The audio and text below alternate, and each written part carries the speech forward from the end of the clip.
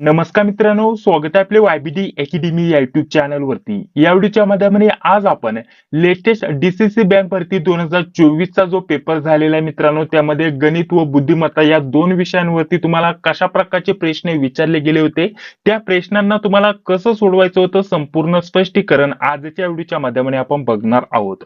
Already गणिताचे काही प्रश्न आपण पहिल्या भागामध्ये सोडून घेतलेले आहेत. जर तो तुम्ही भाग बघितला नसेल तर डिस्क्रिप्शन बॉक्स मध्ये त्या व्हिडिओची लिंक टाकून देतोय, तिथून तुम्ही जाऊन बघू शकता. हा या व्हिडिओचा दुसरा भाग असणार आहे. तर बघा मित्रांनो, हा पेपर लेटेस्ट झालेला असणार आहे. दिनांक जर म्हटलं तर 23 ऑक्टोबर 2024 रोजी झालेला पेपर आहे मित्रांनो. 10 ते 11:30 या शिफ्ट मध्ये हा पेपर झालेला आहे मित्रांनो. यामध्ये गणित व बुद्धिमत्ता या विषयावरती कोणकोणते प्रश्न विचारले गेले होते त्यांचं संपूर्ण स्पष्टीकरण या व्हिडिओच्या माध्यमाने मी तुम्हाला देणार आहे. तर हा व्हिडिओ थोडासा मोठा होऊ शकतो, परंतु आपल्याला डिटेलमध्ये स्पष्टीकरण बघण्यासाठी भेटणार आहे. तर नक्कीच या व्हिडिओला पूर्ण बघा. तर चला आता जास्त व्हिडिओचा वेळ वाया न घालवता आपण या व्हिडिओला सुरुवात करत आहोत. हा आपला पहिला प्रश्न मित्रांनो. पहिला प्रश्न बघा काय दिलेला आहे. एका संख्येची दुप्पट व 42 ची तिप्पट यांची एकत्रित बेरीज 238 येते. तर त्या संख्येची 3 पट व 42 ची 2 पट यांची एकत्रित बेरीज किती येईल? अशा प्रकारचे प्रश्न जवळपास आपल्याला भरपूर पेपरमध्ये बघण्यासाठी भेटलेले आहेत.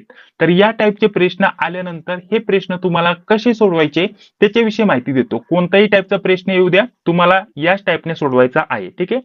तर आता आपल्याला इथं काय म्हटलेलं आहे, एका संख्येची दुप्पट. आता ती संख्या कोणती, ती संख्या आपल्याला दिलेली नाहीये. आता संपूर्ण स्टेप बाय स्टेप माहिती तुम्हाला देतो. जसे की ती संख्या दिलेली नाहीये, तर ती संख्या आपण काय मानणार, एक्स मानणार. ठीक आहे.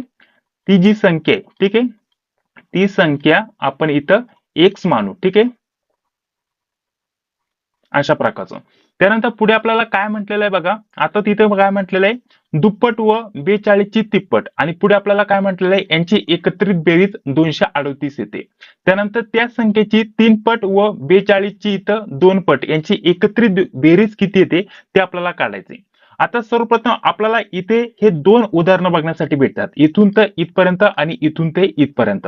आपल्याला फक्त इथं एकदा समजून घ्यायचे आणि त्यानंतर या टाईपचे कोणत्याही प्रकारचे प्रश्न आले तर ते तुम्ही अगदी कमी वेळामध्ये सोडवू शकता.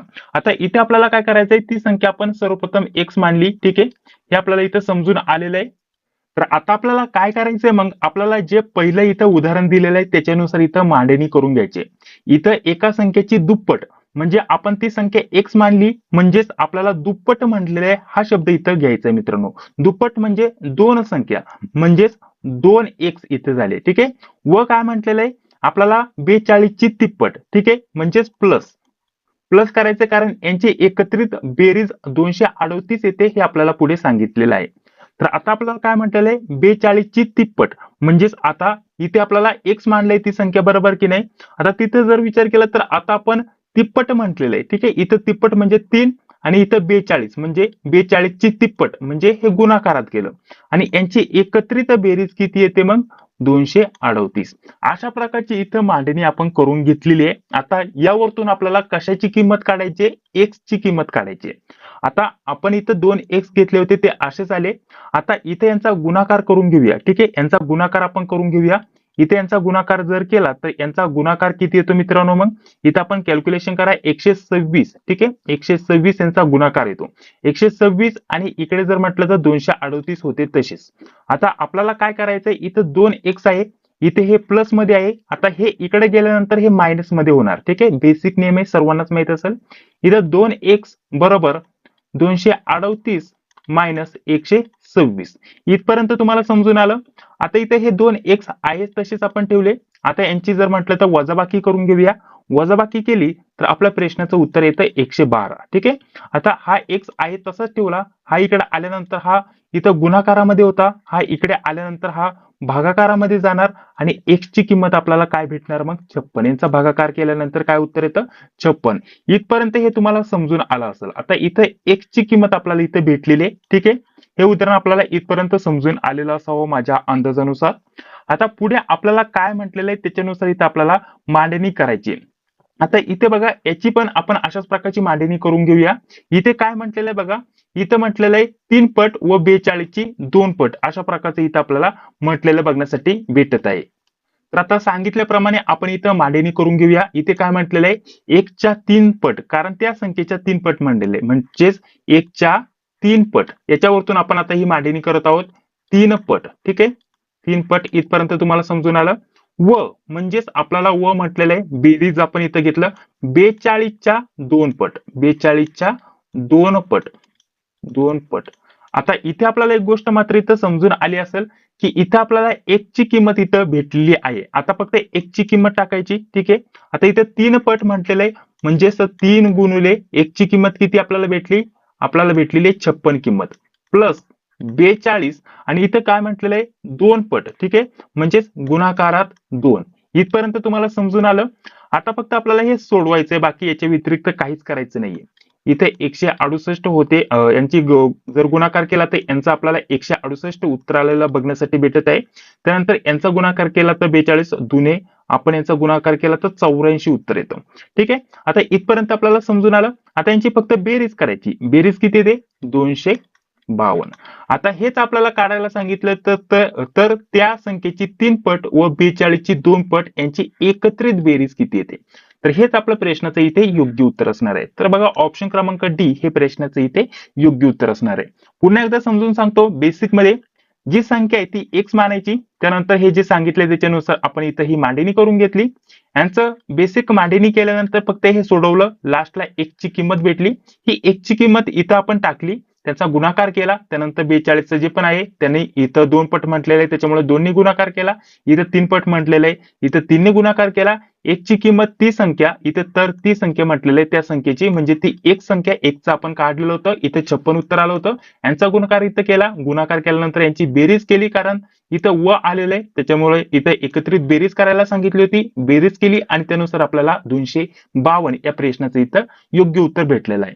तर या स्वरूपामध्ये तुम्ही या प्रश्नाला सोडू शकत होता. ठीक आहे, बाकी जर म्हटलं तर आपण डायरेक्टली ज्यांची पण जास्तीत जास्त प्रॅक्टिस असते ते पूर्ण एवढं बेसिक मध्ये मांडत बसत नाही. डायरेक्टली कॅल्क्युलेशन केलं तरी लवकर तुम्ही 1 मिनिटाच्या आत या प्रश्नाला आरामशीर सोडू शकत आहे. त्याच्यासाठी तुम्हाला जास्तीत जास्त रिव्हिजन, जास्तीत जास्त प्रॅक्टिस असणं गरजेचं असणार आहे.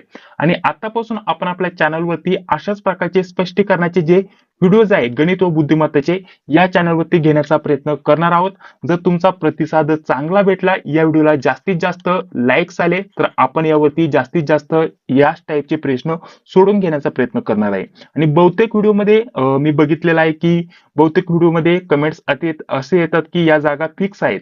तर ऑलरेडी आपण जर म्हटलं तर ऑलरेडी बँकेशी पण संपर्क केला होता, जे पण तिथं कामाला आहेत त्यांच्याशी पण संपर्क केला होता आणि त्यांच्या म्हणण्यानुसार किंवा सांगण्यानुसार, त्यांच्या अनुभवानुसार कोणत्याही प्रकारची फिक्सिंग होत नाही. आता मी पण सांगतो इथं फिक्सिंग बहुतेक जण म्हणतात, परंतु आता जर म्हटलं तर अहमदनगर डीसीसी बँक भरतीसाठी जवळपास 700 जागा आहेत मित्रांनो. आणि बाकीच्या जरी बँकिंगचा जर विचार केला तर 300-400 अशा प्रकारच्या जागा आहेत मित्रांनो. तर एवढ्या जागा फिक्स करणं शक्य नाहीये मित्रांनो. ठीक आहे, आता इथं पैसे भरूनच सर्वांना घ्यायचं असेल तर बँक काही त्यांना बुडवायची नाहीये मित्रांनो. हा बेसिक तुम्हाला, हे जे बेसिक आहे ते तुम्हाला समजणं गरजेचं असणार आहे. जे कामाला लागलेले ते एक्झाम देऊनच इथं कामाला लागलेले आहेत, ही देखील गोष्ट तुम्हाला इथं जाणून घेणं गरजेचं असणार आहे. त्यासाठी रिव्हिजन करा, प्रॅक्टिस करा. काही फिक्सिंग वगैरे नसतं, झालं कुठं चुकून तर होऊ शकतं, परंतु भविष्यात जर कळालं तर त्याच्यावरती देखील कारवाई होते मित्रांनो. त्यामुळे अशा प्रकारचा कोणताही गैरप्रकार इथं होत नाही. त्यामुळे तुम्ही व्यवस्थित अभ्यास करा आणि त्यानुसार प्रॅक्टिस करा, जेणेकरून तुमचं देखील इथं सिलेक्शन होऊन जाणार आहे. तर चला, आता आपण या टॉपिकवरती जास्त बोलणार नाहीये, कारण असंच हे बोलत बसलो तर हा टॉपिक भरपूर मोठा होऊन जाईल, आपला व्हिडिओ थोडासा मोठा होईल. तर आपण या टॉपिककडे वळणार नाहीये. आता पुढील प्रश्न आपण बघत आहोत. आपला पहिला प्रश्न होता, हा आपला दुसरा प्रश्न आहे. तुम्ही याचा स्क्रीनशॉट वगैरे घेऊ शकता, नाही तर डायरेक्टली हे जे पण प्रश्न आहे ते तुम्ही तुमच्या नोटबुक मध्ये नोट करून घ्या, जेणेकरून कसं या प्रश्नाचं उत्तर आलं ते तुम्हाला समजून येणार आहे. आणि या ज्या प्रश्नपत्रिका आपण उपलब्ध करून दिलेल्या आहेत त्याच्यामध्ये देखील हा प्रश्न दिलेला आहे. प्रश्नपत्रिका कोणती आहे ते तुम्हाला दाखवून घेतलं, तर तुम्ही डायरेक्टली तिथे हे प्रश्नाचं स्पष्टीकरण नोट करून घ्या. चला, पुढील प्रश्न आता आपण बघत आहोत. तर बघा, आता 2 नंबरचा प्रश्न आहे. हा आपला 2 नंबरचा प्रश्न चालू आहे. जागा कमी आहे त्याच्यामुळे आपल्याला इकडे याचं स्पष्टीकरण घ्यावं लागणार आहे. काय अडचण नाही, व्यवस्थित आपण जाणून घेणार आहोत. इथे बघा, या टाईपचे देखील बहुतेक प्रश्न तुम्हाला विचारले जातात. ठीक आहे, आता या टाईपचे प्रश्न आल्यानंतर अगदी तुम्ही 1 मिनिटाच्या आत या प्रश्नाला सॉल्व्ह करू शकता. ते कसं ते तुम्हाला सांगतो. ठीक आहे, तर बघा, या टाईपचे प्रश्न आल्यानंतर तुम्हाला काय करायचं, सर्वप्रथम प्रश्न बघूया काय दिलेला आहे. जर 150 पानांच्या एका पुस्तकावर 1 ते 150 पर्यंत पेज आहेत. ठीक आहे, पेज नंबर मुद्रित केलेले आहेत. तर आपल्याला काय म्हटलेलं आहे, मुद्रित केलेल्या एकूण अंकांची संख्या किती असेल, अशा प्रकारचा इथे प्रश्न विचारला गेलाय. म्हणजे आपल्या साध्या भाषेमध्ये आपण मी इथे समजून सांगतो, जसं की हे पुस्तक आहे, इथे हे पहिलं पेज, हे दुसरं पेज, पुन्हा या पेजचं हे तिसरं पेज असणार त्या साईडनी. म्हणजे जसं की आपल्याला पुस्तकाचा जे पान नंबर दिलेला असतं त्या टाईपचं इथे सांगितलेलं आहे. एवढ्या डीप मध्ये जाण्याची गरज नाही, कारण हे उत्तर अगदी कमी वेळात आपण इथं काढू शकतो. इथं आपल्याला काय म्हणता येईल, ते पुस्तक जर म्हटलं तर 150 पानांचं आहे. ठीक आहे, ते जे पुस्तक आहे ते 150 पानांचं आहे, पानांचे. आणि पुढे काय म्हटलेलं आहे, 1 ते 150 पर्यंत जे पेज मुद्रित केलेले आहे, ते मुद्रित केलेले जे पेज आहेत, म्हणजे हे जे अंक दिलेले आहेत, 1 ते 150 पर्यंतचे जे अंक दिलेले आहेत, त्या अंकांची आपल्याला काय म्हटलेलं आहे, एकूण अंकांची संख्यांची आपल्याला इथं आपल्याला एकूण जर विचार केला तर त्या संख्या किती असतील, अशा प्रकारचा इथं प्रश्न विचारलाय. म्हणजे याच्यामध्ये ज्या संख्या आहेत त्या किती असतील ते आपल्याला विचारलेलं आहे. जास्त काही कन्फ्युज होण्याची गरज नाहीये. इथं आपल्याला काय कॅल्क्युलेशनची पण जास्त गरज पडणार नाहीये. इथं समजून घ्या प्रश्न काय विचारलेला आहे. जर 150 पानांच्या एका पुस्तकावरती 1 ते 150 पर्यंत पेज मुद्रित केलेले आहेत, तर ते मुद्रित केलेले एकूण जे अंक आहेत, म्हणजे 1, 2, 3, 4, 5, हे सर्व जे अंक आहेत हे 150 पर्यंतच.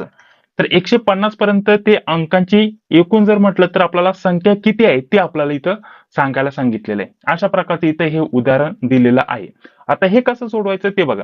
आता जसं की आपल्याला माहिती आहे 1 ते 9, 1 ते 9, 1 ते 9 पर्यंत एकच संख्या येते, एकच संख्या येते, आणि यांची बेरीज जर म्हटलं तर 9 येते. म्हणजे या 9 संख्या झाल्या 1 ते 9. त्यानंतर 10 पासून 2 संख्या इथे यायला सुरुवात होतात. 10 ते इथं 99 पर्यंत आपण घेऊया, म्हणजे इथं 2 संख्या इथं येतात. म्हणजेच एकूण या संख्या किती झाल्या, मग आता 10 ते 9 पर्यंत आपण कॅल्क्युलेशन केलं तर मग आपण असं देखील करू शकतो की इथे एकूण 90 संख्या येतात. ठीक आहे, कारण 10 पासून 99 पर्यंत तर किती संख्या येतात, 90 संख्या येतात. त्यांना आपण 2 ने गुणाकार करणार, कारण इथं प्रत्येक संख्येत 2 अंक आहेत, ही गोष्ट लक्षात ठेवायची. आणि इथं एकूण अंकच आपल्याला विचारलेत, म्हणजे अंकांची बेरीजच आपल्याला विचारले, हे आपल्याला इथं समजून घेणं गरजेचं असणार आहे. कन्फ्युज व्हायचं नाहीये. आता इथे जर म्हटलं तर 90 गुणिले 2, तर आपले एकूण अंक किती झाले, 180 अंक झाले. इथपर्यंत तुम्हाला समजून आलं. पुढे आपल्याला इथून जर म्हटलं तर 100 पासून 100 ते 150 पर्यंत आपल्याला पुढे कॅल्क्युलेशन करायचं. आता इथं 3 अंक आहे हे जाणून घ्यायचं. इथं प्रत्येक 3 अंक आहे, म्हणजेच हे किती होतात, तर 100 ते 150, हे 50 आणि हा 100 पण धरलेला आहे, कारण 101 पासून 150 पर्यंत 50 अंक होतात. हा 100 पण धरलेला आहे, म्हणजेच इथं 51 एवढ्या संख्या होतात. आणि प्रत्येक संख्येत 3 अंक आहेत, म्हणजे इथे किती होणार मग, गुणिले 3. इथपर्यंत तुम्हाला समजून आलं. आता याचं जर म्हटलं तर आपण गुणाकार केला तर याचं 153 एवढं उत्तर येतं, 153. आता यांची सर्वांची फक्त बेरीज करायची. ठीक आहे, इथं जर म्हटलं तर आपण 9 घेतला, त्यानंतर 180 घेतले, त्यानंतर 153 घेतले. यांची टोटल जर बेरीज केली तर आपण इथं बघा 2, 4 आणि त्यानंतर कॅल्क्युलेशन हात चला 1 आणि त्यानंतर 3. ठीक आहे, 342 एवढं आपल्याला बेरीज येते. म्हणजेच 342 या प्रश्नाचं इथे आपलं योग्य उत्तर असणार आहे. समजलं या प्रश्नाला आपण कसं सोडवलं. आता इथे काही विद्यार्थी कन्फ्युज होतील की इथं अंकांची बेरीज विचारली, म्हणजे हे सर्व अंक 1, 2, 3 हे आपल्याला प्लस प्लस करत जायचं, असं नाही. याच्यामध्ये 1 ते 150 पर्यंतचे जे अंक येतात ते रिपीट होऊन त्या अंकांची एकत्रित बेरीज किती येते आपल्याला विचारले. हे तुम्हाला समजून आलेलं असेल माझ्या अंदाजानुसार. जर नसेल आलं तर थोडासा व्हिडिओ मागे घ्या, तुम्हाला समजून येईल. चला आता पुढील प्रश्न आता आपण बघत आहोत. या टाईपने तुम्ही हे सोडू शकता. आता पुढील प्रश्न आपण बघत आहोत. 3 नंबरचा प्रश्न आपला चालू आहे. तर सर्व प्रश्नांची स्पष्टीकरणासोबत आपण अशाच स्वरूपामध्ये सोप्या भाषेमध्ये उत्तरं जाणून घेण्याचा प्रयत्न करणार आहोत आपल्या या चॅनलवरती. तर चॅनलवरती पहिल्यांदा आला असेल तर सबस्क्राईब करा, जी बेल येते तिलाही क्लिक करा, जेणेकरून मी जेव्हा पण व्हिडिओ अपलोड करतो त्या व्हिडिओची नोटिफिकेशन तुम्हाला लगेच भेटून जाईल. आता पुढील प्रश्न याच्याही पेक्षा सोपा आहे, ते कसं मी तुम्हाला सांगतो. अतिशय सोपा प्रश्न आहे. आता इथे बघा, हे पुढे आपल्याला फुकट प्रश्न वाढवलाय, प्रश्न मोठा दिसण्यासाठी. इकडे आपल्याला काही घेणं देणं नाहीये. इथं कुलकर्णी सायकल, त्यानं कुलकर्णी सायकल मार्ट या सायकलच्या दुकानात जितक्या, इथून आपला प्रश्न होतो, जितक्या दुचाकी सायकली आहेत तितक्याच 3 चाकी सायकली आहेत. म्हणजे 2 चाकी सायकली जेवढ्या आहेत तेवढ्यात 3 चाकी सायकली आहेत. ठीक आहे, अशा प्रकारचं म्हटलेलं आहे. कोणत्या दुकानात काय हे आपल्याला काही घेणं देणं नाही. ठीक आहे, पुढे आपल्याला म्हटलेलं आहे काय, सर्व सायकलींच्या एकत्रित चाकांची एकूण जी संख्या आहे, चाकांची म्हटलेलं आहे. ठीक आहे, जे चाक आहेत यांची एकूण संख्या 180 इतकी आहे. ठीक आहे, सर्व सायकलींच्या चाकांची संख्या. तर आपण इथं सर्व सायकलींची चाकांची संख्या हे घेऊ. एकूण किती आहे 180. हे शॉर्ट मध्ये लिहिलेलं आहे, हे समजून घ्या तुम्ही. आता तर आपल्याला पुढे काय म्हटलेलं आहे, तर त्यापैकी दुचाकी सायकलींची संख्या किती. आता इथं आपल्याला महत्वाचा पॉईंट काय दिलेला आहे, इथं दुचाकी जेवढ्या सायकली आहेत तितक्याच ती चाकी सायकली आहे. म्हणजे या जर 3 असतील तर या देखील 3च आहे. तर आपल्याला काय म्हटलेलं आहे, सर्व ज्या सायकल आहेत त्यांच्या चाकांची बेरीज 180 आहे. तर सिंपल आता फक्त आपल्याला काय करायचंय, इथे आपल्याला जेवढे पण ऑप्शन दिलेले आहेत त्यांनी फक्त आपल्याला काय करायचंय, इथं गुणाकार करायचा आहे. दोन्ही आणि तिन्ही गुणाकार करायचा आणि ज्याची बेरीज गुणाकार करून 180 येईल ते आपल्या प्रश्नाचं योग्य उत्तर असणार आहे. ते कसं ते बघूया. जसं की इथं 31 दिलेलं आहे. ठीक आहे, 31 घेऊया. आता 31 ला आपण दोन्ही गुणाकार करूया. ठीक आहे, 31 ला दोन्ही गुणाकार करूया, उत्तर येतं 62.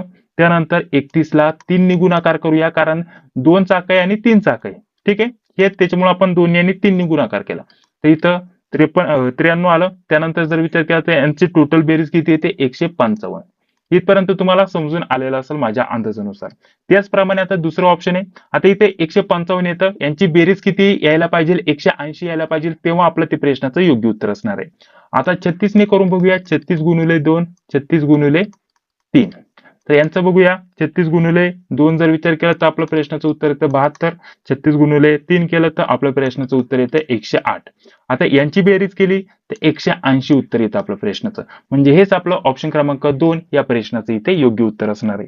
ठीक आहे, जर हे नसतं तर आपण याने केलं असतं, याने केलं असतं, याने केलं असतं, यापैकी एकाची आपल्याला बेरीज इथं तेवढीच आली असती मित्रांनो. अतिशय सोपा प्रश्न आहे. उलटून पालटून विचारला परंतु व्यवस्थित समजून घेतला तर लगेच आपल्याला इथं समजून येते. पुन्हा एकदा समजून सांगतो थोडक्यात. इथे काय म्हटलेलं आहे, दुचाकी सायकली जेवढ्या आहेत तेवढ्यात 3 चाकी सायकल आहेत, ज्याचं इथे मी तुम्हाला थोडक्यात स्वरूप दिलं. आता सर्व चाकांची बेरीज 180 आहे, म्हणजे यांची जेवढी चाकांची बेरीज आहे तेवढीच यांची असायला पाहिजे. आता इथं आपल्याला ज्या पण संख्या दिलेल्या आहेत 31 त्यानंतर 36 यांची आपण गुणाकार करायचा दोन्ही आणि तिन्ही, आणि त्यानंतर यांचा गुणाकार जो पण येतो त्याची बेरीज आपल्याला 180 यायला पाहिजे अशी संख्या गावसायची होती, जी की 36 आहे. ठीक आहे, इथे तुम्हाला या प्रश्नाचं उत्तर समजून आलेलं असेल. तर चला पुढील आता 4 नंबरचा प्रश्न आपण बघूया. तर बघा, आता पुढील 4 नंबरचा प्रश्न काय दिलेला आहे व्यवस्थित समजून घ्या. थोडासा हा जो प्रश्न आहे थोडासा आपल्याला कन्फ्युज करणार आहे. बाकी प्रश्न अगदी शॉर्ट मध्ये तुम्ही इथं समजून घेऊ शकता. परंतु त्या अगोदर आता मित्रांनो पुढे व्हिडिओ कंटिन्यू करण्या अगोदर थोडक्यात नोट्स बद्दल माहिती तुम्हाला देऊन घेतो. अतिशय महत्वाच्या या नोट्स असणार आहेत त्यांच्याबद्दल थोडक्यात माहिती देतो. ठीक आहे, तर बघा त्यानंतर लगेच पुढे आपण व्हिडिओ कंटिन्यू करणार आहोत, तर काळजी करू नका. तर बघा मित्रांनो, डीसीसी बँक भरतीसाठी आपण अतिशय महत्वाच्या नोट्स काढलेल्या आहेत, त्यासोबत काही मागील क्वेश्चन पेपर देखील आपण उपलब्ध करून देतोय. ह्या ज्या आपण सध्या प्रश्नपत्रिका सोडवत आहोत अशा प्रकारच्या एकूण 1-2 नव्हे तर एकूण 44 प्रश्नपत्रिका मी तुम्हाला उपलब्ध करून देणार आहे. तर या सर्व डीसीसी बँक भरतीसाठी तुम्हाला नोट्स असणार आहे मित्रांनो. तुम्ही कोणत्याही जिल्ह्यासाठी अर्ज भरला असाल तर सर्व वेगवेगळ्या जिल्ह्यांसाठी ज्या पदभरती चालू आहे त्यामध्ये चंद्रपूर झालं, नगर झालं, सातारा झालं, रायगड झालं आणि इतर या सर्व जिल्ह्यांच्या पदभरती येणार आहे. सर्वांचा अभ्यासक्रम हा सारखाच आहे मित्रांनो. त्याच्यामुळे जर विचार केला तर सर्व अभ्यासक्रम सारखा आहे. त्यामुळे या प्रश्नपत्रिकेची रिव्हिजन करणं, त्याच टॉपिक वरती तुम्हाला प्रश्न रिपीट होतात हे तुम्हाला जाणून घेणं महत्वाचं असणार आहे. तर त्या हेतूने आपण या 42 नव्हे तर आता 44 प्रश्नपत्रिका यामध्ये झाल्यात. या सर्व 44 प्रश्नपत्रिका तुम्हाला मी उपलब्ध करून देतोय आणि त्यासोबत काही विषयांच्या नोट्स देखील उपलब्ध करून देतोय. अभ्यासक्रमानुसार ज्या प्रश्नपत्रिकेचा आपण अनालिसिस घेतलेलं आहे मित्रांनो, मराठीवरती 15 प्रश्न येतात, इंग्रजीवरती 15 प्रश्न विचारले जातात. हे कमीत कमी सांगतोय. गणित व बुद्धिमत्ता यांच्यावरती 15, याच्यावरती 10 अशा प्रकारचे 25 प्रश्न येतात. ठीक आहे, हेच जर म्हटलं तर टोटल कॅल्क्युलेशन केलं तर 55 प्लस प्रश्न होतात मित्रांनो.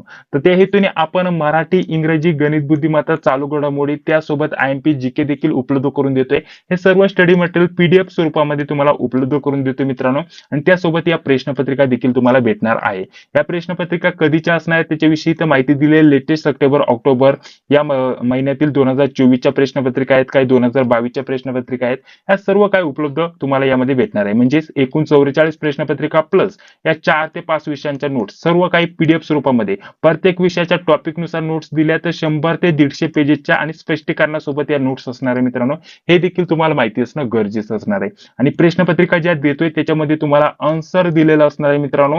ही देखील गोष्ट माहिती असणं गरजेचं असणार आहे. तर या 44 प्रश्नपत्रिका सोबत 4 ते 5 विषयांच्या नोट्स यांची एकत्रित किंमत फक्त ठेवलेली 198 रुपीज. जर तुम्ही कोणत्याही डीसीसी बँक भरतीची तयारी करत असाल तर या प्रश्नपत्रिका आणि नोट्स घ्यायला विसरू नका. तर त्याच्यासाठी हा नंबर दिलेला आहे 91 64 31 99.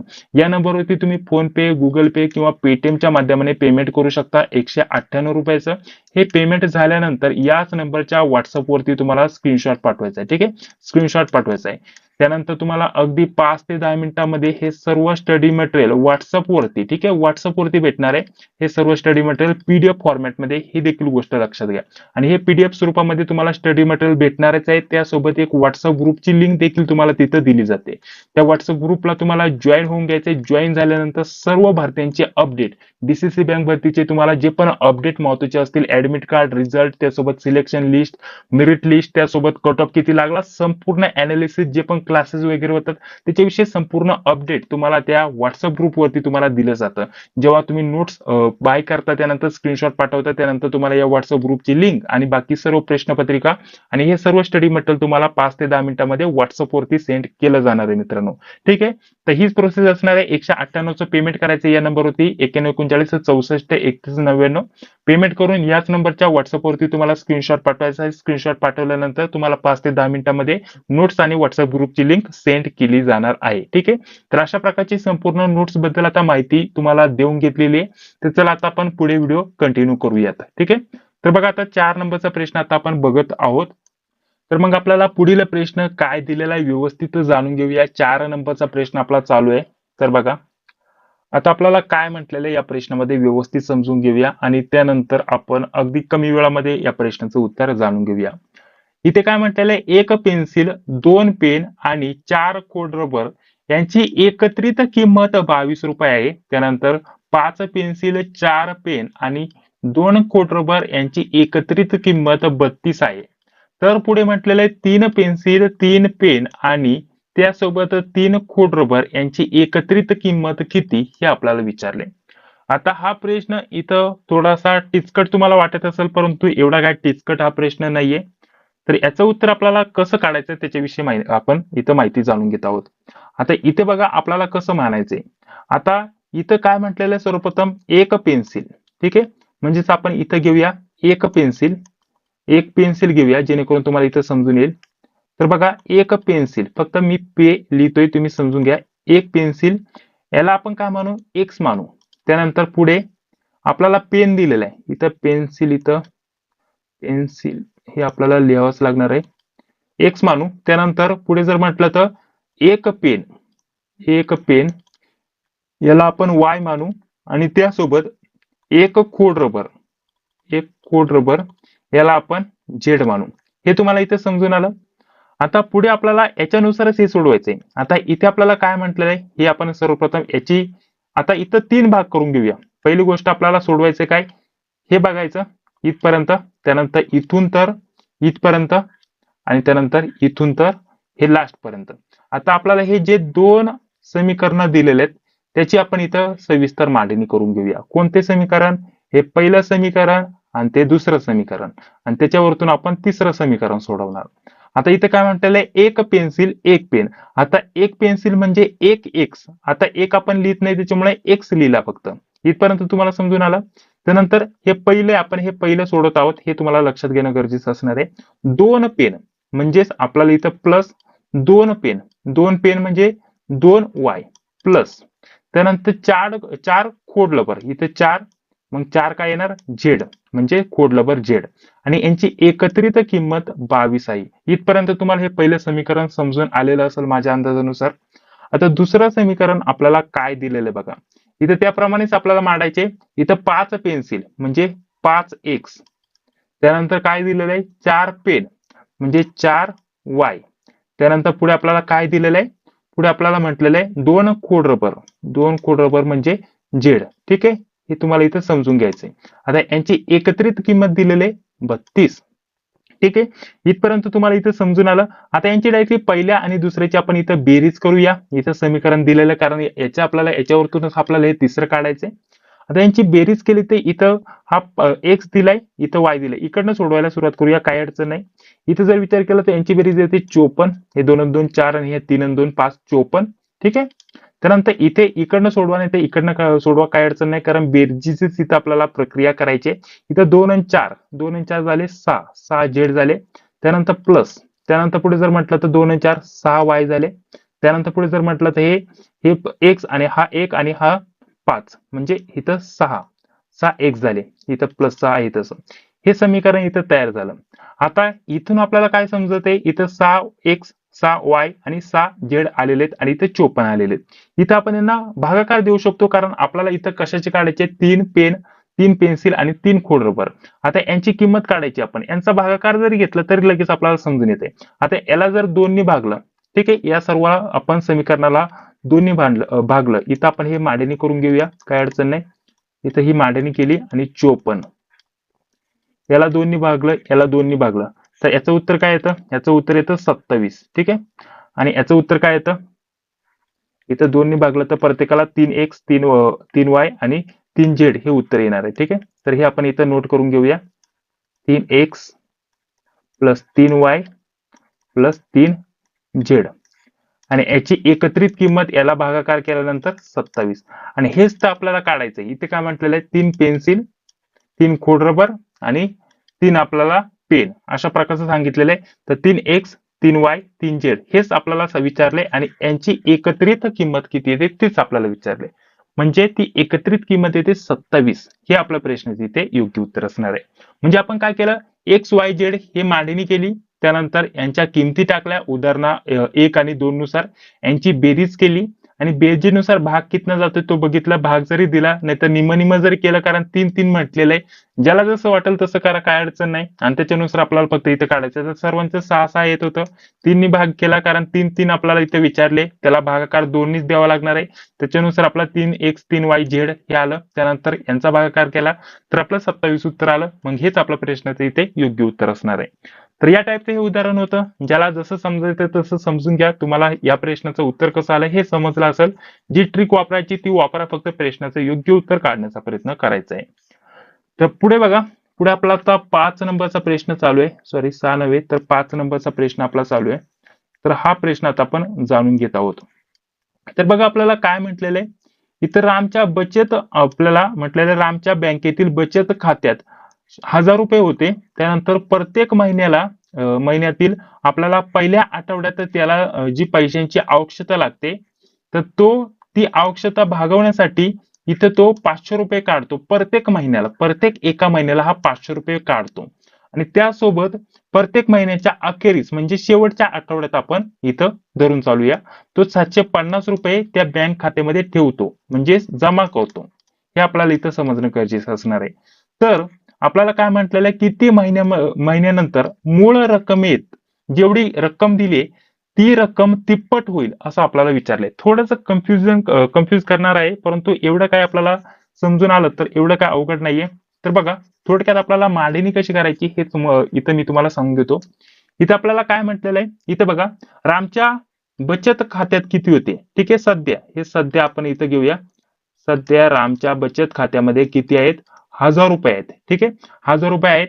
त्याला आपल्याला लास्टला काय म्हटलेलं आहे, तर ते किती महिन्यानंतर त्यांची एकूण रक्कम आहे ती तिच्या तिप्पट होईल, म्हणजे गुणाकारात 3. ही रक्कम तिप्पट म्हणजे 3000 कधी होईल ते आपल्याला विचारलेलं आहे, किती महिन्यानंतर हे आपल्याला विचारलंय.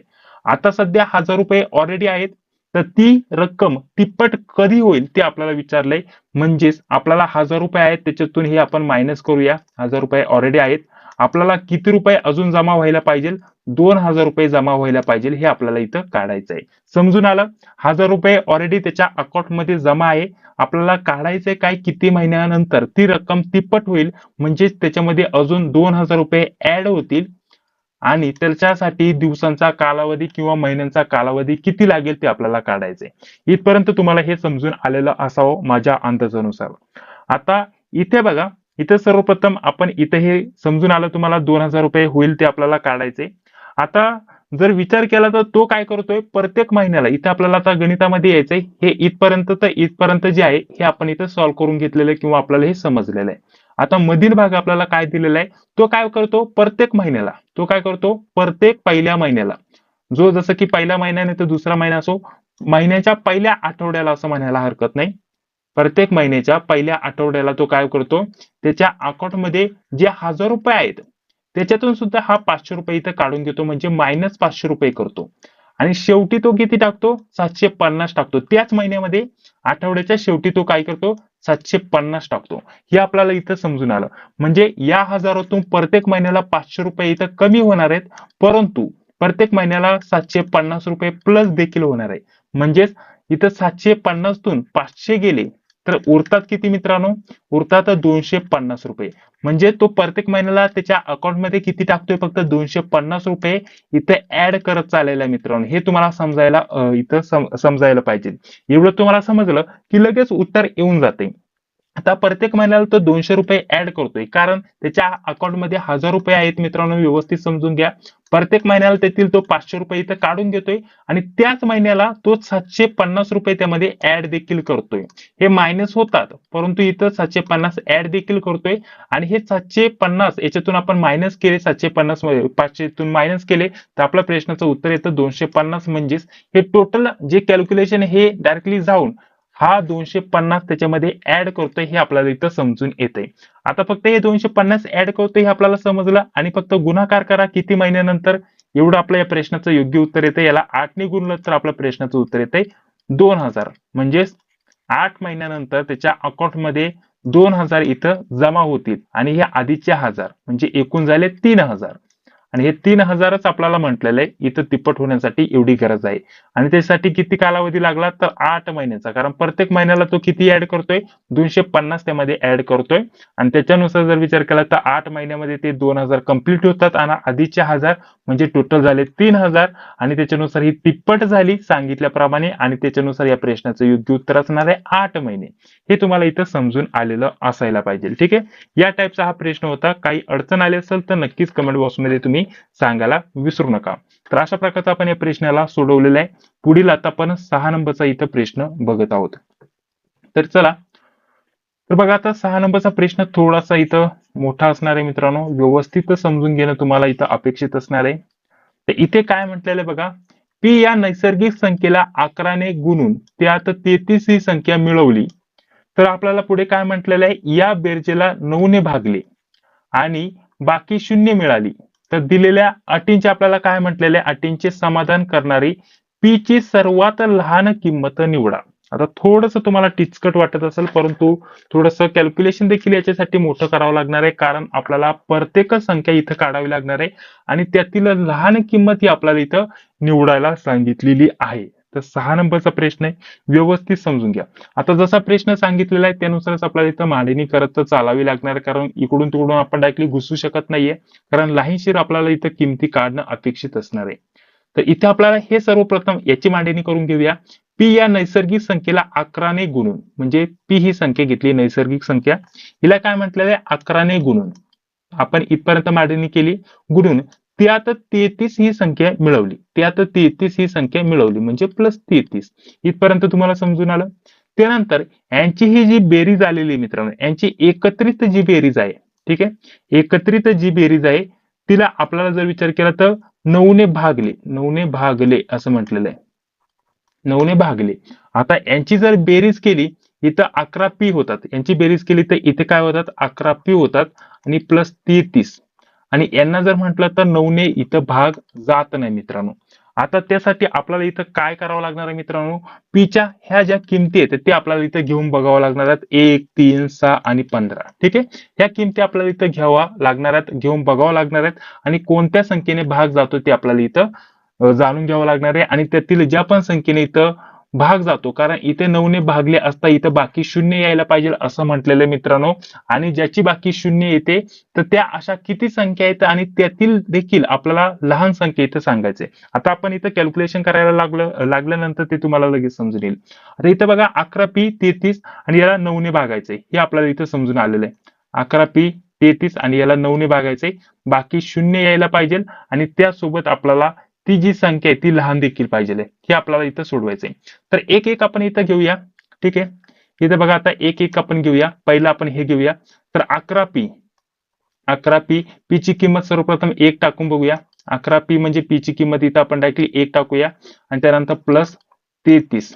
त्यानंतर इथं याला 9 भागाकार. ठीक आहे, यांचं जर केलं डायरेक्टली कॅल्क्युलेशन तर 11चा गुणाकार 11 एक 11, त्यानंतर 33 आणि याला 9 भागलं तर यांचा जर विचार केला तर भागाकार होत नाही, कारण इथं 44 उत्तर येतं आणि इथं 9. इथं पूर्ण भाग जातो का, बाकी शून्य मिळतं का इथं, कारण बाकी शून्य मिळावी अशा प्रकारचं म्हटलेलं आहे, मिळाली अशा प्रकारचं. इथं बाकी शून्य मिळते का, बाकी शून्य मिळत नाही. ठीक आहे, त्यामुळे हे तर होत नाही, याचा विषय संपला, म्हणजे ही संख्या नसणारच आहे. आता पुढे आपण याच स्वरूपामध्ये इथं कॅल्क्युलेशन कंटिन्यू चालू ठेवूया. इथं आता 11p, त्यानंतर पी ची किंमत इथं 3 टाकूया. इथं 11 होते तसेच पी ची किंमत 3 ठेवली प्लस 33 आणि त्याला 9 ने भागायचं. ठीक आहे, आता इथं 11 एक 11 त्रिक 33 प्लस 33 भागाकारात 9. यांचं जर कॅल्क्युलेशन केलं तर यांचं उत्तर येतं हे 30 आणि 30 60 आणि ते वरचे 3 आणि 3 6 म्हणजे 66/9. यांचा भागाकार जर केला तर मित्रांनो आपलं प्रश्नाचं उत्तर काय येतं, बाकी 9 येते का, बाकी इथं 9 येत नाही, पूर्ण भाग जात नाही. तर हे देखील इथं नसणार आहे, म्हणजे आपल्याला पुढे काही कॅल्क्युलेशन करत बसायची गरज नाहीये. आता हेच आपल्याला इथं खाली लिहायचंय पुन्हा. इथं आपल्याला संख्या काय दिलेली, 6 दिलेली. ठीक आहे, तर आपण 6 संख्या घेऊया. 6 त्यानंतर गुणाकारात आपल्याला काय 11 असणार आहे. आपण पी ची किंमत घेतलेली आहे प्लस 33, कंटिन्यू तेच करूया. त्यानंतर पुढे जर केलं तर यांचा गुणाकार किती येतो मग 66 हे प्लस 33 आणि भागाकारात आपला 9 घ्यायचं राहिलो होतो, सॉरी. आता यांचा जर भागाकार केला मित्रांनो तर याचा भागाकार केला, यांचा आपण बेरीज केली तर यांचं उत्तर येतं 99 आणि याचा भागाकारात 9. तर इथं जर विचार केला तर भाग पूर्ण जातो आणि 11 उत्तर येतं, म्हणजे बाकी शून्य येते. 9 एक 9 आणि त्यानंतर इथं 11 पूर्ण भाग जातो, बाकी शून्य येते. म्हणजे एक तर ही संख्या असू शकते, ही 6 ही संख्या असू शकते, कारण इथं आपल्याला सांगितल्याप्रमाणे बाकी शून्य मिळावी अशा प्रकारचं हे इथं परफेक्ट बसत आहे. परंतु अजून एक संख्या इथं बाकी आहे 15 संख्या. तर 15 संख्येचं देखील आपण इथं घेऊन बघूया. इथं 15 घेऊया, 11 गुणिले 15 करूया प्लस 33, त्यानंतर भागाकारात आपण जे आहे ते 9 घेऊया. त्यानंतर त्यांचा गुणाकार केला तर 11 गुणिले 15 आपल्या प्रश्नाचं उत्तर येतं 165. ठीक आहे, 165 प्लस 33 त्यानंतर 9. त्यानंतर यांचं जर आपण बेरीज केली, ह्या दोघांची पहिल्यांची बेरीज करून घेऊया. 198 उत्तर येतं. 198 ला देखील 9 ने भाग जातो. ठीक आहे, 9 एक 9 त्यानंतर 22 हे 22 आपल्या इथं आलं, 9 ने पूर्ण भाग जातो मित्रांनो, बाकी शून्य मिळते इथे, बाकी शून्य मिळते, हे देखील गोष्ट लक्षात ठेवा. आणि याच्यानुसार आपल्या प्रश्नाचं उत्तर आलं इथं 22. ठीक आहे, उत्तर आलं 22, बाकी शून्य झाली. आता इथे आपल्याला काय म्हटलेलं मित्रांनो, इथे पुढे पी ची सर्वात लहान किंमत निवडा. पी ची आता इथं एक तर आपल्याला 11 किंमत मिळाली आणि एक तर जर म्हटलं तर इथं 22 किंमत मिळाली. तर आपल्याला लहान किंमत निवडायला सांगितले, तर 11 ही लहान असणार आहे, जी कशाने आली, 6 या संख्येने आली. त्याच्यामुळे 6 हे प्रश्नाचं आपलं इथे योग्य उत्तर असणार आहे. ठीक आहे, पुन्हा व्यवस्थित समजून सांगतो मित्रांनो. पी ही नैसर्गिक संख्येला 11 ने गुणून त्याच्यात 33 मिळवलं, तर हे आपण इथं मांडून घेतलं आणि या संख्येला आता 9 ने भागले असता बाकी शून्य मिळावी अशा प्रकारचं मिळाली असं प्रकारचं म्हटलेलं आहे. तर शून्य काय बाकी या दोन यांनी मिळत नाही, कारण पी ची संख्या आपण या तिन्ही टाकून बघितल्या, ज्या चारही ऑप्शन आहेत ते सर्व टाकून घेतलं. या दोन्हींनी शून्य काही मिळाली नाही, बाकी यांनी शून्य मिळाली. आणि यात काय म्हटलेलं आहे, पी ची सर्वात लहान किंमत निवडायला सांगितली होती, म्हणजे पी ची ही जी लहान किंमत आहे, जी पण इथं बाकी शून्य मिळाली असेल त्याचं जे पण उदाहरण अनुसार आपलं जे गणित सोडून आल्यानंतर आपल्याला जे पण मिळालं असेल त्याचं आपल्याला लहानात लहान म्हटलेलं आहे. तर 11 ही लहान संख्या आहे आणि त्याच्यानुसार ती कशाने आली, तर 6 या संख्येने आली पीच्या. त्यामुळे ऑप्शन क्रमांक सी या प्रश्नाचं इथे योग्य उत्तर होणार आहे. या टाइप मध्ये हे आपण सोडू शकता. दुसऱ्याही ट्रिक असतात वेगवेगळ्या, परंतु सर्वच ट्रिक नुसार सोडवायला गेलं तर काही ट्रिक तिथं बसत नसतात. त्यामुळे तुम्ही सर्व ट्रिक नुसार न सोडवता जे आपल्याला बेसिक कॅल्क्युलेशन आहे त्याच्यानुसार सोडवलं तर कोणताही गणित आलं तरी तुमचं चुकत नाही. आणि ट्रिक नुसार सर्व गणित सुटत नसतात, काही गणित सुटतात, काही गणित सुटत नसतात. ठीक आहे, तर यामध्ये आपण 6 हे जे गणित आहेत मित्रांनो, हे आपण याच्या बघितले कशाचे, गणिताचे. आता आपण बुद्धिमत्ताकडे जाऊया आणि बाकीचे देखील आपण बघणार आहोत. असं नाही की फक्त आपण हेच बघितले. आपण इथून ही जी प्रश्नपत्रिका आहे ही संपूर्ण कंटिन्यू या स्वरूपामध्ये सोडून घेणार आहोत, या स्वरूपामध्ये स्पष्टीकरण आपण जाणून घेणार आहोत. तर पुन्हा एकदा थोडक्यात नोट्स बद्दल माहिती देऊन घेतो. तर बघा, हा स्क्रीनशॉट आहे मित्रांनो. यामध्ये तुम्हाला नोट्स बद्दल ऑलरेडी माहिती मिळाली असेल तर तुम्ही व्हिडिओ स्किप करू शकता, काय अडचण नाही. डीसीसी बँक भरतीसाठी आपण नोट्स तयार केलाय. यामध्ये 42 प्रश्नपत्रिका म्हणजे एकूण 44 प्रश्नपत्रिका प्लस मराठी, इंग्रजी, गणित, बुद्धिमत्ता, चालू घडामोडी, IMPGK या विषयाच्या नोट्स उपलब्ध करून देतोय. म्हणजे 4 ते 5 विषयांच्या नोट्स तुम्हाला भेटून जातील. यांची एकत्रित किंमत ठेवलेली 198 रुपीज. जर पाहिजे असेल तर 9139 64 3199 या नंबरवरती फोन पे, गुगल पे किंवा पेटीएमच्या माध्यमाने तुम्हाला पेमेंट करायचंय आणि याच नंबरवरती तुम्हाला व्हॉट्सअपवरती स्क्रीनशॉट पाठवायचा आहे. त्यानंतर 5 ते 10 मिनिटांमध्ये सर्व नोट्स तुम्हाला PDF स्वरूपामध्ये व्हॉट्सअपवरती उपलब्ध करून दिल्या जातील. यामध्ये 44 प्रश्नपत्रिका आणि 4 ते 5 विषयाच्या नोट्स तुम्हाला भेटणार आहे. या नोट्स तुम्हाला सर्व डीसीसी बँक भरतीच्या कोणत्याही जिल्ह्यासाठी चालणार आहे मित्रांनो. त्याच्यासाठी या नोट्स तुमच्यासाठी अतिशय महत्त्वाच्या असणार आहेत. तर या नोट्सचा लाभ घ्यायला विसरू नका. चला पुढे व्हिडिओ आता पुन्हा आपण एकदा कंटिन्यू करत आहोत. बुद्धिमत्ताकडे आपण आता वळत आहोत. बुद्धिमत्ताचं स्वरूप थोडक्यात जाणून घेत आहोत. तर चला आता आपण बाकीचे बुद्धिमत्ताचे प्रश्न सोडून घेऊया. गणिताचे 6 प्रश्न सोडवले, बुद्धिमत्ताचे देखील काही प्रश्न सोडवूया आणि या स्टेप बाय स्टेप नुसार आपण बाकीच्या ज्या प्रश्नपत्रिका आहेत त्या सोडून घेण्याचा प्रयत्न करणार आहोत. काही गणित, काही बुद्धिमत्ता, अशाच प्रकारे स्टेप बाय स्टेप जे सर्व प्रश्न उत्तर आहेत, जेवढ्या पण प्रश्नपत्रिका आहेत त्या सर्व आपण अशा स्वरूपामध्ये सोडून घेण्याचा प्रयत्न करणार आहोत. आपल्या या चॅनलवरती स्पष्टीकरण देण्याचा प्रयत्न करणार आहोत. ठीक आहे, तर बघा हे सर्व गणिताचे प्रश्न आहेत. इथून पुढे जर म्हटलं तर इथं बुद्धिमत्ताचा पहिला प्रश्न आलेला आहे. तर इथून पुढे आपण हे बुद्धिमत्ताचे प्रश्न इथं सोडून घेत आहोत आणि बाकीचे जे प्रश्न राहिलेले आहेत मित्रांनो, इथून वरती जे प्रश्न आहेत या प्रश्नपत्रिकेमधील ते देखील आपण सोडवणार आहोत पुढील भागामध्ये. त्यामुळे तुम्ही काळजी करू नका. तर चला आता बुद्धिमत्ताचा पहिला प्रश्न आलेला आहे मित्रांनो. प्रश्न काय दिलेला आहे, एक घड्याळ दर 10 मिनिटाला 5 सेकंद मागे पडते. तर आपल्याला काय म्हटलेलं पुढे, जर घड्याळ रविवारी सकाळी 10 वाजता बरोबर लावले, ठीक आहे, बरोबर लावले तर ते सोमवारी संध्याकाळी 4 वाजता कोणती वेळ दाखवेल, अशा प्रकारचा इथं प्रश्न विचारला गेलाय. आता इथं दिवसाचा इथं फरक किती मित्रांनो, इथं रविवारी आणि त्यानंतर इथून जर विचार केला तिथं सोमवारी, म्हणजे एक दिवसाचा फरक आहे. एक दिवसामध्ये किती तास असतात, 24 तास असतात, हे आपल्याला माहितीच आहे. ठीक आहे, आता यानुसार आपल्याला इथं सोडवायचं, परंतु इथे हे जे घड्याळ आहे प्रत्येक 10 मिनिटाला म्हटलेलं आहे, 1 तासाला नव्हे. इथे काही विद्यार्थी कन्फ्युज होऊन जातील. इथे प्रत्येक 10 मिनिटाला ते किती मागे पडते, 5 सेकंद मागे पडते. हे आपल्याला इथे समजून आलं. म्हणजेच एका तासामध्ये 60 मिनिटं असतात. एका तासामध्ये 60 मिनिटं असतात आणि याच्यानुसार जर विचार केला तर हे 10 मिनिटाला मागे पडते. म्हणजेच 6 आपण इकडे घेतले आणि प्रत्येक किती सेकंदांनी मागे पडते, 5 सेकंदी, म्हणजे 5 सेकंदांनी. जर कॅल्क्युलेशन केलं तर 6 गुणिले 5, 6 पंचे 30, म्हणजेच प्रत्येक 1 तासाला ते 30 सेकंद मागे पडते. इथपर्यंत तुम्हाला समजून आलेलं असेल. म्हणजे प्रत्येक 1 तासाला ते घड्याळ 30 सेकंद मागे पडतंय. इथपर्यंत हे आपण फक्त सिंपल कॅल्क्युलेशन आहे हे करून घेतलं. आता इथं आपल्याला पुढे काय म्हटलेलं आहे, जर घड्याळ रविवारी सकाळी 10 वाजता बरोबर लावले, रविवारी सकाळी 10 वाजता, रविवारी इथं आपण इथं घेऊया, रविवारी सकाळी ते घड्याळ 10 वाजता बरोबर लावले. ठीक आहे, तर आपल्याला काय म्हटलेलं, सोमवारी ते सकाळी 4 वाजता कोणती वेळ दाखवेल. आता इथं रविवारी सकाळी 10 वाजता लावलेलं आहे. ठीक आहे, 10 ते 10 इथं डायरेक्टली सोमवार घेऊया, रविवारपासून सोमवार घेऊया. 10 ते 10 म्हणजे रविवारी सकाळी 10 वाजता लावलं तर सकाळी 10 वाजेपर्यंत किती तास होतात, 24 तास होतात. म्हणजे हे 24 तास झाले. ठीक आहे, आणि बाकी जर म्हटलं तर सोमवारी संध्याकाळी 4 वाजेपर्यंत म्हटले, म्हणजे आता 10 पासूनच आपण पुढे हे 24 तास झाले. इथपर्यंत समजलं. 10 पासून आता सोमवारचे बाकीचे जे तास आहे ते कॅल्क्युलेट करणार. 10, 11, 12, ठीक आहे, 2 तास झाले. त्यानंतर हे 4, 2 आणि 4 6 तास, म्हणजेच 1, 2, 3, 4, 5, 6 या टाईप मध्ये. म्हणजेच एकूण 6 तास अजून एक्स्ट्रा, म्हणजे हे 24 प्लस 6, 24 प्लस 6 एकूण तास किती होतात मित्रांनो, 30 तास होतात. 30 तास होतात हे तुम्हाला समजून आलं. आता आपल्याला समजून आलं 30 तास होतात आणि कोणती वेळ दाखवेल ते म्हटलेलं आहे. 30 तास होतात आणि ते घड्याळ आता सध्या कोणती वेळ दाखवेल ते म्हटलेलं आहे. तर हे घड्याळ प्रत्येक 1 तासाला आपण कॅल्क्युलेशन केलं होतं, 30 सेकंद मागे पडतंय.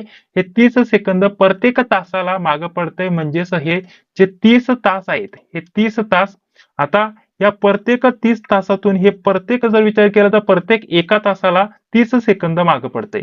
म्हणजे 30 गुणिले 30 केलं तर टोटल सेकंद किती होतात मित्रांनो? 900 सेकंद हे मागे पडले मित्रांनो. ठीक आहे, 900 सेकंद हे मागे पडले, कारण 30 तास झाले आणि हे 30 सेकंद झाले. हे आपण कॅल्क्युलेशन केलं, गुणाकार केला तर 900 सेकंद एकूण ते मागे पडलेले रविवार ते सोमवार या दरम्यानमध्ये. आता हे 900 सेकंद यांचा सिंपल आपण जर विचार केला तर हे 900 सेकंद आहे, याला आपण डायरेक्टली मिनिटामध्ये कन्वर्ट करूया. म्हणजेच भागाकारात इथं 60, त्यानंतर जर कॅल्क्युलेशन केलं तर आपल्या प्रश्नाचं योग्य उत्तर येतं 15 मिनिटं हे मागे पडले मित्रांनो. मिनिटामध्ये आपण कन्वर्ट केलं हे सेकंदाचं. इथपर्यंत तुम्हाला समजून आलं. आता 15 मिनिटं हे मागे पडले तर आपल्याला संध्याकाळी 4 वाजता कोणती वेळ दाखवेल ते म्हटलेलं आहे. म्हणजेच 4ला 15 मिनिटं कमी एवढी वेळ दाखवेल, म्हणजेच 3:45 मिनिटाची वेळ ते घड्याळामध्ये दाखवेल. जे उत्तर आहे ते तुम्हाला ऑप्शन क्रमांक डी मध्ये दिसत असेल. ठीक आहे, ज्याला जसं सोडवायचं तसं सोडवा, फक्त उत्तर येणं गरजेचं आहे. फक्त तुम्हाला कॅल्क्युलेशन कसं करायचं थोडक्यात सांगितलेलं आहे. हे सोपंच आहे, कोणी पण सोडू शकतं, परंतु आलं होतं त्याच्यामुळे सोडून दिलेलं आहे. ठीक आहे, चला 2 नंबरचा प्रश्न बघूया. तर बघा, पुढील आपल्याला 2 नंबरचा प्रश्न काय दिलेला आहे बुद्धिमत्तामधील. इथे आपल्याला लहान आणि मोठं काढायचंय, कोण आहे ते. ठीक आहे, इथे काय म्हटलेलं आहे, अंकिता ही संगीतापेक्षा मोठी आहे. जसं आपल्याला सांगत आहे तशा प्रकारची लगेच आपण मांडणी करून घेऊ शकता. अंकिता ही संगीतापेक्षा मोठी आहे. ठीक आहे, ही संगीतापेक्षा मोठी आहे. हे मोठे आणि लहान संख्येचं आपण जे चिन्ह आहे ते इथं आपण वापरत आहे समजण्यासाठी. ही संगीतापेक्षा मोठी आहे. गिरीश हा संगीतापेक्षा मोठा आहे, परंतु अंकितापेक्षा लहान आहे. म्हणजे गिरीश इकडे येणार, हा गिरीश हा संगीतापेक्षा मोठा आहे. ठीक आहे, मोठा म्हणजे इकडे येणार आणि अंकितापेक्षा लहान आहे, अंकितापेक्षा लहान ही आपण अशा स्वरूपामध्ये इथं मांडून घेतलं. म्हणजे इथपर्यंत आपली ही मांडणी झालेली आहे. पुढे काय म्हटलेलं आहे, शिरीष हा श्याम. ठीक आहे, शिरीष हा श्याम आणि संगीतापेक्षा लहान आहे. ठीक आहे, म्हणजे शिरीष जो आहे तो इथे जर विचार केला तर श्याम आणि संगीतापेक्षा लहान आहे. ठीक आहे, परंतु पुढे काय म्हटलेलं आहे, संगीता ही श्यामपेक्षा मोठी आहे. ठीक आहे, म्हणजे इथं आपण ही मांडणी अशा प्रकारचं करू शकता. इथं जर विचार केला तर इथं संगीत आहे, संगीत जर विचार केला तर काय म्हटलेलं आहे, श्यामपेक्षा मोठी आहे. इथं श्याम घेतलं आणि आपल्याला हे काय म्हटलेलं आहे, गिरीश हा श्याम आणि संगीतापेक्षा लहान आहे. संगीतापेक्षा लहान म्हणजे हा इथं शिरीष येईल. शिरीष हा श्याम आणि संगीतापेक्षा लहान आहे. हे आपण अशा प्रकारची इथं मांडणी करून घेतली. तर आपल्याला पुढे काय म्हटलेलं आहे, सर्वात लहान कोण. आता सर्वात लहान कोण जर म्हटलं तर आपल्याला लहान विचारले म्हणजे इकडचं यांची काही गरज नाही. इथं मोठं जर विचार केलं असतं तर इथं जर विचार केला तर आपल्याला हा श्याम झाला असता सर्वात मोठा, नाहीतर हा गिरीश झाला असता. परंतु लहान विचारलंय तर हा शिरीष हा सर्वात लहान आहे. म्हणजे ऑप्शन क्रमांक सी या प्रश्नाचं योग्य उत्तर असणार आहे. हे मोठ्या आणि लहान संख्येचं तुम्ही चिन्ह वापरून काही वेळामध्ये हे प्रश्न या टाईपचे सोडू शकता. ज्याला जसं सोडवायचं, जसं समजत असेल तसं सोडवा, काही अडचण नाही. ठीक आहे, चला पुढील प्रश्न. तर बघा, पुढील प्रश्न देखील बेसिक लेवलचे बुद्धिमत्तेचे जे प्रश्न आहे जवळपास सर्वांना सुटायला पाहिजे, काहीच अडचण नाही यायला पाहिजे असं मला तरी वाटतं, कारण बेसिक लेवलचे प्रश्न इथे विचारले गेलेत. मात्र मॅथ जे आहे, मॅथ तुम्हाला नक्कीच अवघड विचारलं जात आहे. ठीक आहे, तर त्याच्यावरती आपण काही काळजी करू नका, स्पष्टीकरणाचे व्हिडिओ अशाच प्रकारचे कंटिन्यू करणार आहोत. पुढे काय म्हणता एक घड्याळ. ठीक आहे, प्रश्न आपण व्यवस्थित समजून घेऊया. प्रश्न काय दिलेला आहे तर बघा, एक घड्याळ अशा स्थितीत ठेवले आहे की दुपारी 12 वाजता त्याचा जो मिनिट काटा आहे तो ईशान्य दिशा दर्शवितो. ठीक आहे, तर आपल्याला पुढे काय म्हणलेलं आहे, तर दुपारी 1:30 वाजता त्याचा जो घड्याळाचा तास काटा आहे तो कोणती दिशा दर्शवेल ते आपल्याला विचारले. तर काय अडचण नाही, तास काटा मिनिट काटा 12 वाजता दोन्ही एकाच दिशेला असतात हे आपल्याला माहिती आहे. तर इथं आपल्याला दिशांवरती इथं प्रश्न विचारला गेला तर दिशा आपल्याला माहिती असणं गरजेचं असणार आहे मित्रांनो. यामध्ये आपल्याला काय म्हटलेलं आहे त्याच्यानुसार आपण इथं मांडणी करून घेऊया. या जेवढ्या पण दिशा आहेत ते आपण इथं मांडणी करून घेऊया. इथे जर म्हटलं तर आपल्याला ज्या दिशा आहेत त्याची मांडणी व्यवस्थित करणं गरजेचं असणार आहे. तर ही आपली वरची कोणती असते, उत्तर दिशा. त्यानंतर ही कोणती असते, पूर्व दिशा. त्यानंतर ही कोणती असते, पश्चिम दिशा. आणि ही असते आपली दक्षिण दिशा. ही मांडणी केली. आता उत्तर आणि पूर्वच्या मध्ये कोणती असते, ईशान्य दिशा. त्यानंतर पुढे जर म्हटलं तर इथे असते वायव्य दिशा, इथे असते नैऋत्य दिशा आणि इथे असते आग्नेय दिशा. या दिशा आपण मांडून घेतल्या फक्त समजण्यासाठी, काय अडचण नाही. पुढे आपल्याला काय म्हटलेलं आहे, 12 वाजता जो मिनिट काटा आहे तो ईशान्य दिशा दर्शवित होता. जसं की आपण हे घड्याळ घेतलं, इथं आपला हा केंद्रबिंदू, इथल्या आपल्या ह्या दिशांच्या रेषा, हे आपण फक्त समजून घ्या, काय अडचण नाही इकडे तिकडे झाले तरी. ठीक आहे, आता इथं हा 12 वाजता काय म्हटलेलं, इथं 12 वाजतात. ठीक आहे, आता इथे जर म्हटलं तर इथं हे 12 घेतले, इथं 1 घेतला, इथं 2 घेतला, इथं 3 घेतला, इथे 4 घेतला, 5 आणि हा 6. इथपर्यंत तुम्हाला समजलं. तर 12 वाजता दिशा कोणती दिशा सांगतोय? ईशान्य. म्हणजेच जेव्हा उत्तर दिशा दिसायला पाहिजे तेव्हा मधील जी ईशान्य दिशा आहे ती दिसत आहे. ठीक आहे. म्हणजेच जर विचार केला तर ईशान्य दिशा कुठे असते? यांच्यामध्ये असते. 12 वाजता ईशान्य दिशा दिसते म्हणजे यांच्यामध्ये. म्हणजेच 1 तास म्हणजे 12 ते 1 आणि पुढे अर्धा तास म्हणजे 1 तास 30 मिनिटाने पुढे ते घड्याळ दिसत आहे. या स्टेपनी इथं ठेवलेलं आहे. हे तुम्हाला समजून घेणं गरजेचं असणार आहे. म्हणजे ते घड्याळ कशा स्थितीत ठेवलेलं आहे? त्याची जी दिशा असणार आहे त्या दिशेनुसार जर विचार केला तर ते घड्याळ आपल्याला 1.5 तासाने पुढे दिसत आहे. अशा स्थितीत ते ठेवलेलं आहे. तर सिंपल पुढे आपल्याला विचारलंय तर ते 1.5 वाजता त्याचा जो तास काटा आहे ती कोणती दिशा दर्शवेल? आता जर म्हटलं तर 12 वाजता ते 1.5 वाजले अशा प्रकारचं म्हणजे ईशान्य दिशा दर्शवित. तर आता 1.5 वाजता ते अजून 1.5 तासांनी पुढे दर्शवेल म्हणजे हे अर्धा तास 2 पर्यंत आणि हे 3 म्हणजेच ही 3 वाजताची जी दिशा आहे ती दर्शवेल. 3 वाजताची दिशा म्हणजे ही दिशा म्हणजे ही पूर्व दिशा. मग ती कोणती दिशा दर्शवेल? पूर्व दिशा. या टाइप मध्ये म्हणजेच ऑप्शन क्रमांक सी या प्रश्नाचं इथे योग्य उत्तर असणार आहे. समजून आलं? चला पुढे. तर पुढे बघा आता 3 नंबरचा आपण प्रश्न सोडून घेत आहोत बुद्धिमत्तावरील. तर बघा पुढे काय म्हटलेलं आहे इथं आपल्याला या टाइपचे देखील प्रश्न विचारले जातात. बघा पिवळ्याला हिरवे म्हटले. आपण डायरेक्ट मांडणी करून घ्यायची चुकू नये म्हणून पिवळ्याला हिरवे म्हटले म्हणजे पिवळा बरोबर हिरवा. त्यानंतर हिरव्याला जांभळं म्हटलेले. ठीक आहे. हिरव्याला जांभळं म्हटलं म्हणजे कलरची नावं इथे. त्यानंतर जांभळाला काय म्हटलेलं आहे? निळा म्हटलेलं आहे. जांभळाला निळा म्हटलेलं आहे. काय अडचण नाही मांडणी केली. निळ्याला तपकिरी म्हटलेलं आहे. ठीक आहे. निळ्याला तपकिरी म्हटलेलं आहे. पुढे काय म्हटलेलं आहे? तपकिरीला पांढरा म्हटलेलं आहे. तपकिरीला पांढरा म्हटलेलं आहे. त्यानंतर पांढऱ्याला काय म्हटलेलं आहे? काळा. पांढरा कलरला काळा कलर म्हटलेलं आहे. त्यानंतर पुढे काय म्हटलेलं आहे? काळाला लाल म्हटलेलं आहे. काळ्याला लाल म्हटलेलं आहे. तर आपल्याला काय म्हटलेलं आहे? मानवी रक्ताचा रंग कोणता? आता आपला सर्वांनाच माहिती आहे असं कोणी तर नसेलच मानवी रक्ताचा रंग कोणता आहे ते माहिती नाही त्याला. सर्वांनाच माहिती आहे मानवी रक्ताचा रंग आहे लाल. ठीक आहे. लाल हा रंग आहे. तर लाल रंग आहे हे आपल्याला समजलं तर आपल्याला मग तो रंग कोणाला म्हटलेला आहे ते आपल्याला विचारलेलं आहे. आता इथं लाल शेवटी आलेलं आहे तर लाल कोणालाच म्हटलेलं नाहीये. असं जर विचारलं असतं की जे पण झाड आहेत जसे की झाडांचा उदाहरणार्थ तुम्हाला सांगतो कारण या प्रश्नाचं उत्तर हे असणार आहे यापैकी नाही. परंतु या टाइपचे प्रश्न तुम्हाला कसे विचारले जातात जसं की इथं आपल्याला हे जे आहे ठीक आहे हे इथपर्यंत हे जे हे नसून अशा प्रकारचं असतं की झाडांच्या पानांचा रंग कोणता? तर आपला सर्वांनाच माहिती आहे हिरवा कलर असतो. तर मग हिरव्याला काय म्हटलेलं आहे?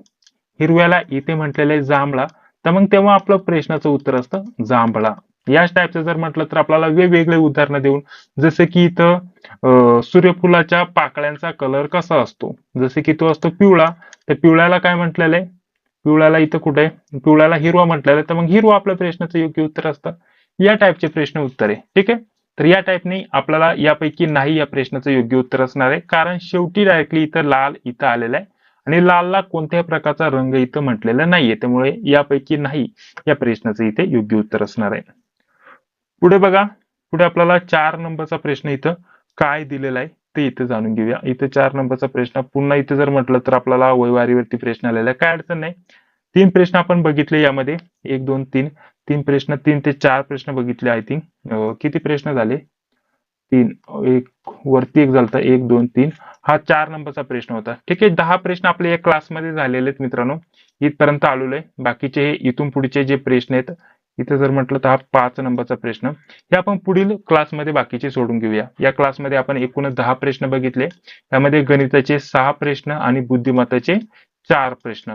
याच सिरीज मध्ये आपण पुढे याच टाइप मध्ये प्रश्न कंटिन्यू सोडून घेत राहणार आहोत आपल्या या चॅनलवरती जेणेकरून तुमची रिव्हिजन करून घेणं हाच आमचा उद्देश आहे. त्याच्या मागे तुमचं देखील सहकार्य असणं गरजेचं असणार आहे मित्रांनो.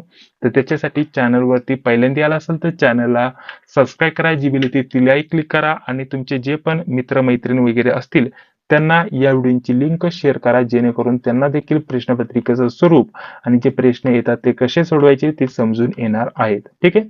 हा व्हिडिओ जर आवडला असेल तर नक्कीच या व्हिडिओला फक्त एक लाईक करून घ्या, चॅनलला देखील सबस्क्राईब करून घ्या, जी बेल येते तिलाही क्लिक करून घ्या, जेणेकरून मी जेव्हा आपण व्हिडिओ अपलोड करतो त्या व्हिडिओची नोटिफिकेशन तुम्हाला लगेच भेटून जाईल.